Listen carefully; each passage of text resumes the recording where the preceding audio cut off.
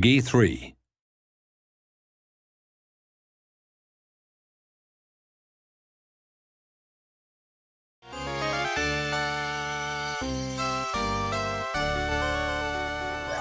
When I was thinking about what people remember fondly about the game, at the time I think it was enjoying the thrills and getting the timing right when they played it. I think enjoying the game world and experiencing the fantasy world of Disney were a big part of it too. What they'll see in the 2013 version will be nothing like the old game in some sense, but I'm hoping that players can relive the same emotions when they play it.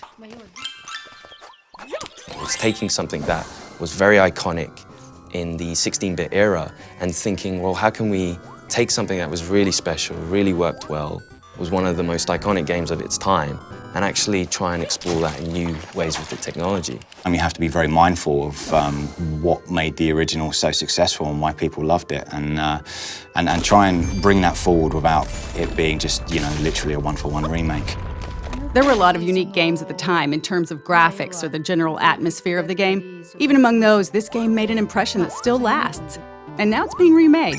The fact that we're bringing back something nostalgic that people remember fondly as a game they enjoyed years ago, to me, is the epitome of Disney.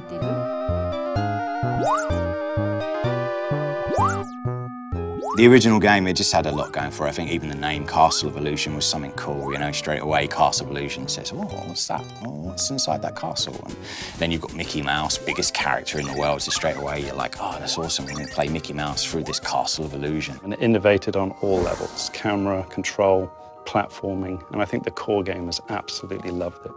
So that in essence, it's a very simple platformer, but it grabs the magic of Disney, the magic of Mickey. It was my first time making a game, so I came up with ideas I thought might be interesting and things I thought would help flesh out the fantasy world without being hesitant about how difficult or unconventional they might be. In that sense, I think that helped us make a unique game. First, the animation was unique, in that it used a remarkable number of frames in the animation for its time. We tried to use as many techniques from film animation as we could. Also, we put a lot of energy into the backgrounds for its time, packing in as much as we could given the memory constraints. I think both efforts paid off in terms of the game's graphic quality. A Disney animation is always moving, from beginning to end. At the time we were making our game, if you didn't do something on the controller, nothing would move at all. So we thought, if we want to bring Disney animations to life, we need things moving on the screen all the time. These days you see it in almost all games, but at the time, we were one of the first games where your character would move even when you're not doing anything. The amount of memory or VRAM that we had to work with at the time was really tiny. You need memory to make good, rich animations, but the way VRAM had been used prior to that point wasn't very well suited for animations like that. So we worked with the programmers to rebuild the system from the ground up to let us focus more on the animations. Once we got the animations where we wanted them, we adjusted the character's movements pixel by pixel for a better feel when the player controls him. When we were told to make a Mickey Mouse game, I didn't want to make a game that was just about Mickey being cute. Our focus was on how we could include the Disney World view from their classic movies. So rather than Mickey Mouse alone, we drew inspiration from the various classic movies that Disney's produced.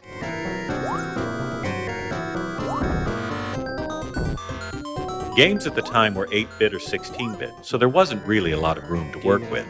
Most people in the industry weren't putting a lot of work into graphics or creating animations that conveyed a lot of character emotion. When we watched Disney movies and Mickey, it seemed like such a waste to take the fluid animations and beautiful backgrounds and turn them into pixelated graphics. So I think we put a lot more work into the graphics than any other title at the time. When we were making the Dragon Boss for the Candy stage, we couldn't figure out what to use for the dragon's body. Someone from Sega's US office sent us some licorice as a suggestion. Most of the team hated it, but I couldn't stop eating it. I was holding one of the hollow ones in my mouth and breathing through it like a straw as I worked, and ended up filling the whole room with the smell. When we were working on this game, I was focused on animations and recreating the world of Disney, and now, modern technology can deliver Disney visuals directly and cinematically rather than via blocky pixel graphics. The new game will be able to recreate the world of Disney movies on a level that we weren't able to reach. The world the game creates, and the game itself as well, will be that much closer to the world you see in the movies. People will be able to enjoy that as they play. The original game had this, and it's there in the remake as well.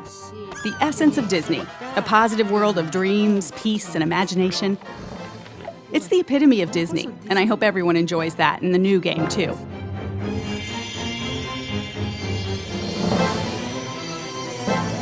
We're very fortunate to be still working with the original producer of the game. I don't think many other studios have ever had that opportunity. Sega actually approached us about this a number of times, so I've seen prototypes and ideas from other developers as well. But with SSA's prototype, it took me back to when I was working on the original game. It reminded me of things I was feeling at the time, or what was going through my head as I was working on it. That's a wonderful thing, and it made me really want to work with them. The prototype we delivered was actually to be presented to the producer of the original game. There is nothing like that as a goal to motivate a team and then to fly a lot of that team over to Japan and present live. I myself was quite nervous. I've heard that the producer was very tough, very talented. She did the original game. We were there in the meeting, everything was quiet. She walks in, everybody's very nervous. It went phenomenally well. She was happy, she was laughing, she enjoyed what we did to Mickey. For us to change the mechanics, we have to be very cautious. We can't steer too far away from the feel of Mickey, and we can't go too retro, because there were technology constraints in those days on what you could do with Mickey. So we've analyzed the feel of Mickey, the jump heights, the inertia, the turn, on the edge of a cliff, and we've been able to just knock it out of the park, all the animations, and now we're challenged by the feel of Mickey. So we feel we can move from the retro to retro plus. We can do more of what I think the gamers in those days would have loved because of our technology. It's more lifelike, it's more fun.